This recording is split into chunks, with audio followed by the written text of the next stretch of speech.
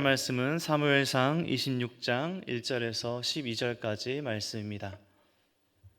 구약성경 사무엘상 26장 1절에서 12절까지 저 한 절씩 성도님들 교독하도록 하겠습니다.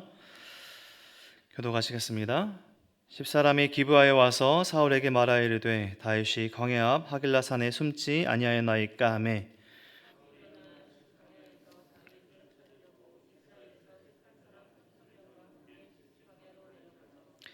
사울이 광야 앞 하길라 산길가에 진친이라. 다윗이 광야에 있더니 사울이 자기를 따라 광야로 들어옴을 알고 다윗이 일어나 사울이 진친 곳에 이르러 사울과 넬의 아들 군사령관 아브넬이 머무는 곳을 본즉 사울이 진영 가운데 누웠고 백성은 그를 둘러 진쳤더라. 스라의 아들 요압의 아우 아비새에게 물어 이르되 누가 나와 더불어 진영에 내려와서 사울에게 이르겠느냐 하니 아비새가 이르되 내가 함께 가겠나이다. 다윗과 아비새가 밤에 그 백성에게 나아가 본즉 사울이 진영 가운데 누워 자고 창은 머리 곁 땅에 꽂혀 있고 아브넬과 백성들은 그를 둘러 누웠는지라.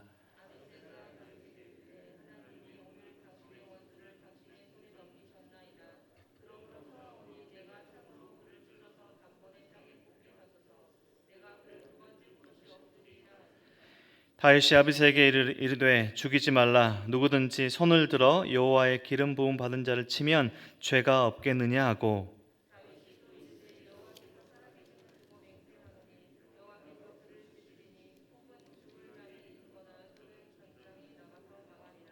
내가 손을 들어 여호와의 기름 부음 받은 자를 치는 것을 여호와께서 금하시나니 너는 그의 머리 곁에 있는 창과 물병만 가지고 가자 하고 다윗이 사울의 머리 곁에서 창과 물병을 가지고 떠나가되 아무도 보거나 눈치채지 못하고 깨어있는 사람도 없었으니 이는 여호와께서 그들을 깊이 잠들게 하셨으므로 그들이 다 잠들어 있었기 때문이었더라.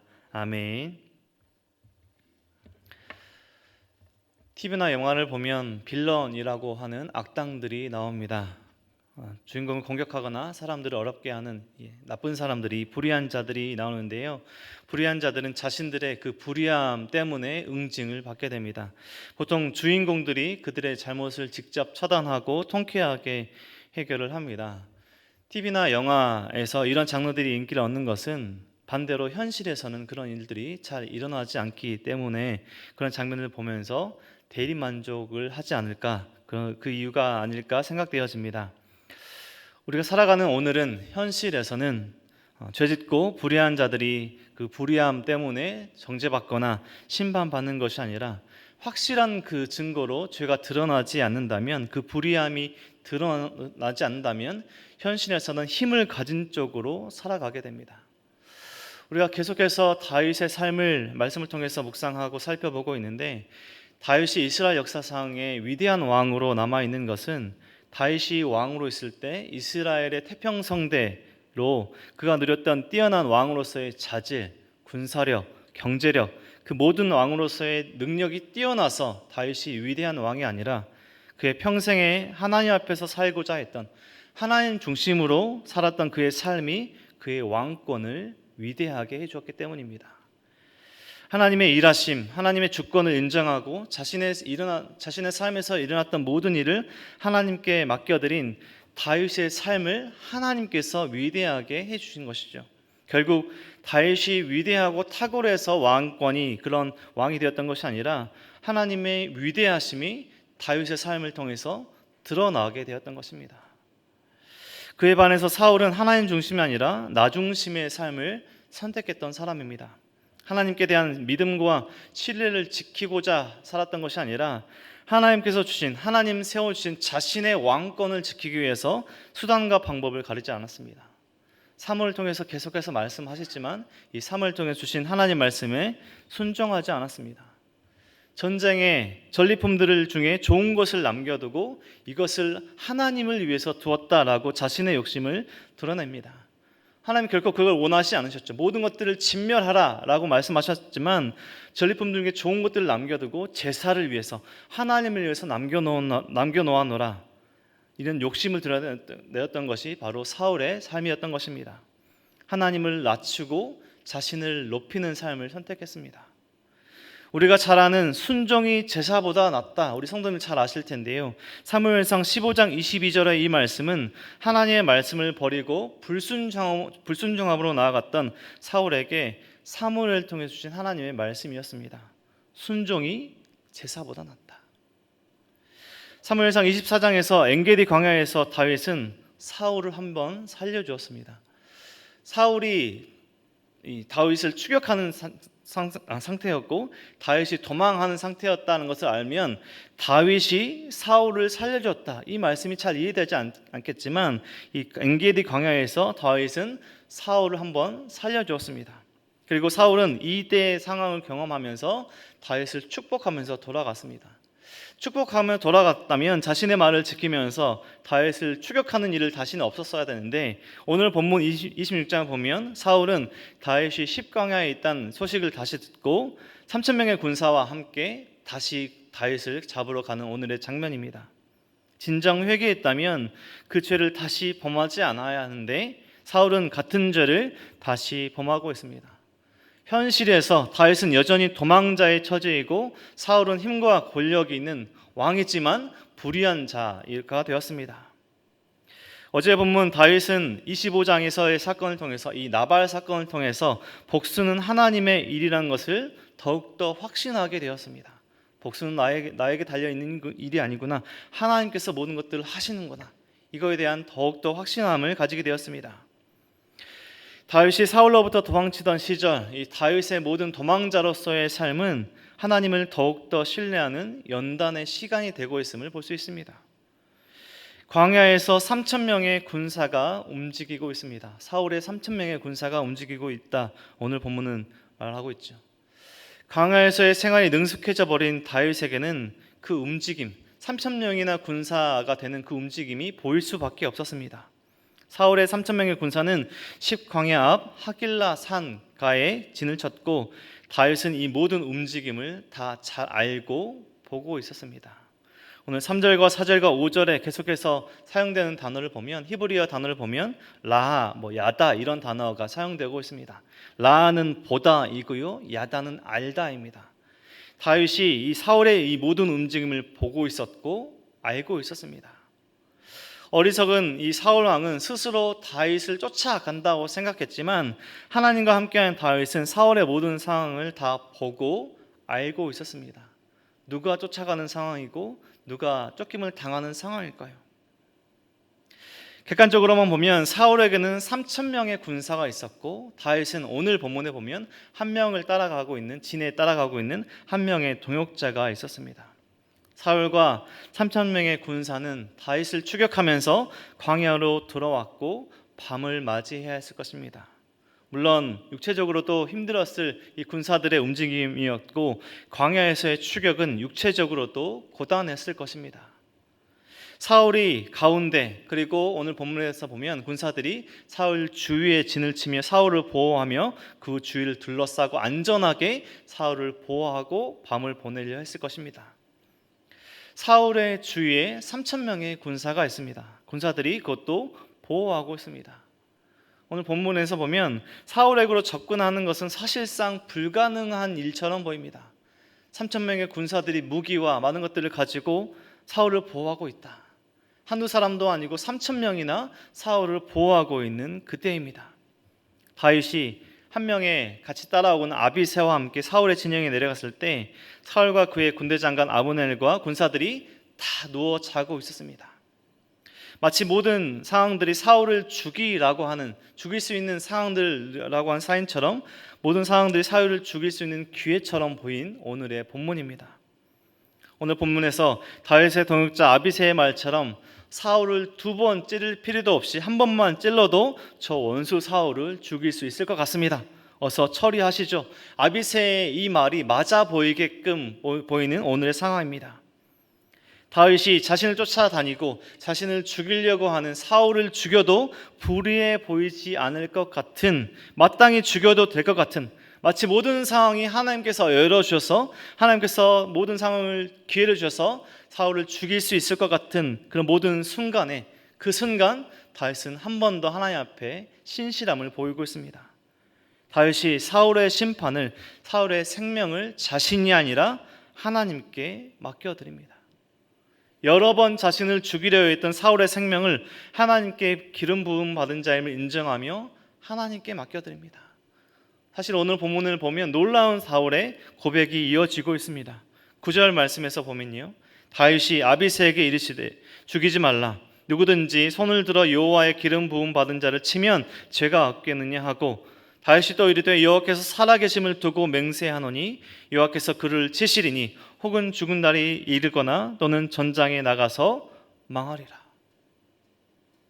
다윗을 사랑하는, 또 다윗의 옆에서 다윗을 지키고자 하는 다윗의 동역자 아비새의 입장에서는 너무나 답답했을 다윗의 고백입니다. 자신을 죽이고 이 모든 어려움, 다윗이 지금 어렵게 도망자로서 살아가는 그 모든 이유의 핵심적인 그 한 사람, 원수 한 사람 사울이 지금 눈앞에서 죽일 수 있는 상황 가운데 있는데, 칼로 찌를 수 있는 그 순간에 모든 어려움이 해결될 수 있는 그 순간에 다윗의 말과 선택이 답답해 보일 수 있는 다윗의 고백입니다. 9절 말씀부터 고백하고 있는 다윗의 고백은 자신을 죽이고자 하는 원수를 살려라 라고 말하는 놀라운 다윗의 고백입니다. 어떻게 다윗은 이런 고백을 할 수 있었을까요? 도망자로서의 모든 어려움이 해결되고 자신을 죽이려 했던 원수 사울을 죽일 수 있는 그 순간에 어떻게 그 모든 것들을 하나님께 맡겨드리고 그 어려운 순간에 신실함을 드러낼 수 있었을까요?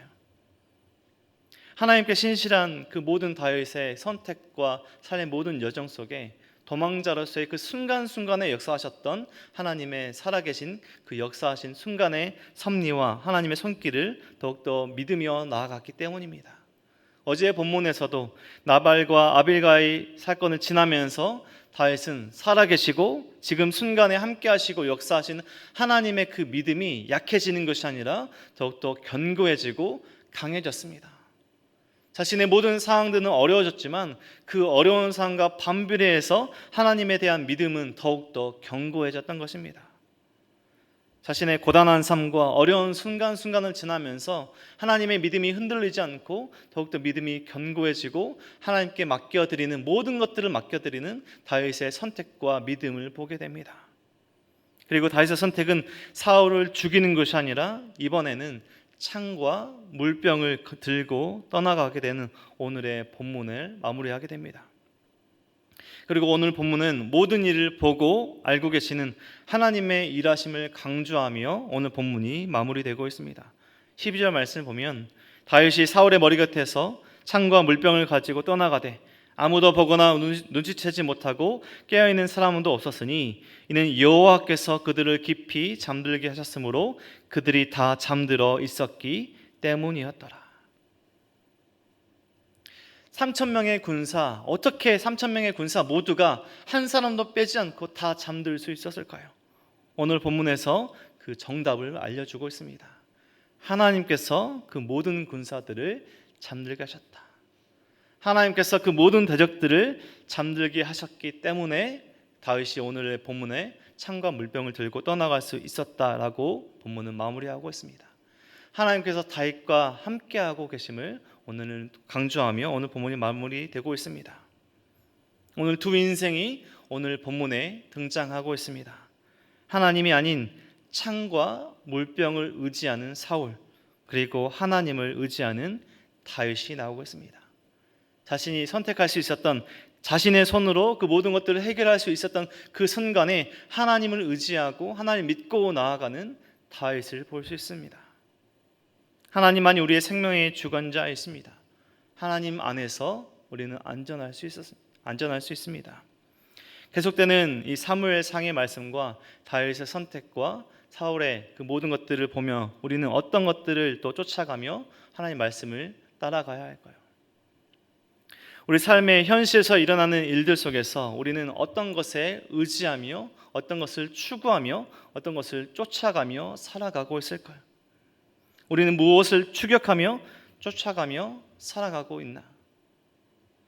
하나님이 아닌 세상의 것들, 사라질 것들을 쫓아가며 살아가는 우리의 모습은 있지 않습니까? 하나님을 의지하는 것이 아니라 마치 창과 물병을 의지하며 살아갔던, 자신의 손에 창과 물병을 의지하며 살아갔던 사울의 모습처럼 불의함 속에서도 하나님 말씀에 순종하지 않고 자신의 생각과 하나님께서 주신 것들을 지키고자 자신의 욕심과 교만함을 드러냈던 사울의 모습이 우리 삶에 있지 않습니까? 우리의 모든 삶 속에서 우리 지금 이 순간에 모든 것들을 보고 알고 계시는 하나님을 의지하는 우리 인생이 되어야 할 것입니다. 하나님께 모든 것들을 맡겨드리고 하나님 중심으로 사는 우리의 인생이 되어야 할 것입니다. 우리 스스로 나 중심으로 살아가다 보면 하나님을 또 믿고 살아간다고 하지만 결국에는 내가 원하는 대로 하나님께서 주신 그 말씀을 순종하지 않고 마치 모든 것들을 남겨놓았던, 좋은 것들을 남겨놓고 하나님께 주려고 남겨놓았다라고 말하는 사울의 모습처럼 나 중심으로 죄를 지으며 불의함 속에 살아가려고 하는 우리의 모습들이 있습니다. 하지만 오늘 말씀에서도 어려운 상황과 고단한 상황 속에서도 하나님을 믿고 나아가는 다윗의 모습처럼 어떤 상황 가운데 있든지 억울하거나 고단하거나 어려운 순간에 있든지 이 모든 상황과 우리의 모든 삶을 보고 알고 계시는 하나님을 의지하는 신앙으로 나아갈 것입니다. 우리의 믿음은 우리의 선택과 우리의 삶으로 드러나게 될 것입니다.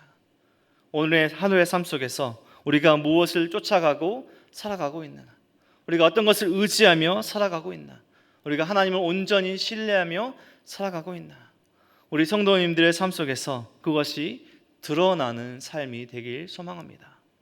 하나님을 의지하며 사울을 죽이지 않고 하나님께 맡겨놓았던, 하나님께 맡겨드렸던 다윗의 삶처럼 우리 성도님들의 삶에 일어나는 모든 일들을 보고 알고 계시는 하나님을 의지하는 우리 성도님들의 삶이 되시길, 하나님의 위대하심과 하나님의 일하심이 우리 성도님들의 삶을 통해 드러나는 축복된 성도로서의 삶을 살아가는 우리 모든 성도님들의 삶이 되시길 주님의 이름으로 간절히 축원드립니다. 기도하겠습니다. 하나님 참 감사합니다. 오늘 하루를 주시고 또 하루를 시작하며 예배와 또 기도와 찬양으로 시작하게 하시니 감사합니다. 하나님, 우리가 현실의 삶을 살아가며 우리가 믿음이 아니라 우리의 삶과 우리의 것들을 지키기 위해 나 중심으로 살아가려고 할 때 말씀을 통해 주신 이 모든 것들을 알고 계시는 하나님을 의지하며 말씀을 따라가는 우리의 삶이 될 수 있도록 우리의 삶과 신앙을 붙들어 주옵소서. 우리의 삶과 우리의 가정과 우리 공동체의 주인 되어 주셔서 우리가 하나님만 온전히 믿고 따라가는 우리의 삶이 될 수 있도록 도와주시고 우리에게 진정한 평화, 진정한 화평을 이루시는 하나님을 믿고 의지하는 우리 삶이 될 수 있도록 인도하여 주옵소서. 우리 성도님들 삶에 일어나는 모든 순간을 알고 계시는 우리 하나님을 의지하며 하나님께 맡겨드리는 우리 성도님의 삶이 될 수 있도록 도와주시고 불의하고 죄짓는 삶으로 나아가지 않고 신실하게 하나님 믿고 하나님께서 기뻐하시는 삶으로 나아가는 우리 모든 성도님들 삶이 될 수 있도록 인도하시고 축복하여 주옵소서. 모든 것 감사드리며 예수 그리스도 이름으로 기도드립니다. 아멘.